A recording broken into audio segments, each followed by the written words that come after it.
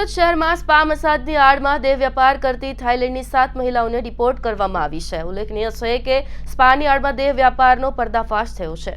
Althan police સૂત્રો પાસેથી મળતી માહિતી અનુસાર પોલીસે બાતમી મળી કે ઇન્ફિનિટી બીચ હબના 3જા માળે અંબેઝ હોટલ નામના સ્પામાં જે સ્પાના તમામ વહીવટ કરતા માલિક ચંચલ રાજપૂત તથા તેના અન્ય નાગરિકો જેમાં વિવેક સિંહ કે જે મહિલાઓ પૂરી પાડે છે, કુંદન તથા બંટી મારવાડીનાઓ પાસે બહારથી ગ્રાહકો લાવે છે, તેમ તમામ ભેગા મળીને મહિલાઓને સ્પા મસાજ કરવા માટે રાખેલ છે અને મહિલાઓ મસાજના નામે ગ્રાહકો પાસેથી રૂપિયા લઈ ગ્રાહકોને શરીર સવલતો પૂરી પાડી સ્પા મસાજની આડમાં દેહ વ્યાપારનો ધંધો ચલાવે છે। બાતમીના આધારે 18મીએ રેડ કરી કુલ 8 આરોપીઓની ધરપકડ કરી અને 5 આરોપીઓને વોન્ટેડ જાહેર કર્યા છે અને કાયદેસરની કાર્યવાહી હાથ ધરી છે। આ તમામ વિરુદ્ધ the immoral traffic prevention act હેઠળ ગુનો નોંધવામાં આવ્યો, જ્યારે સ્પા મસાજની આડમાં દેહ વ્યાપાર કરતી થાઇલેન્ડ દેશની કુલ 7 મહિલાઓને સ્પેશિયલ બ્રાન્ચ મારફતે ડિપોર્ટ મૂળ વતન પરત કરવાની કાર્યવાહી હાથ ધરી 7 મહિલાઓને બ્લેકલિસ્ટ કરી અલથાણ પોલીસ દ્વારા અમદાવાદ એરપોર્ટ ખાતેથી થાઇલેન્ડ ખાતે ડિપોર્ટ કરવામાં આવી હતી।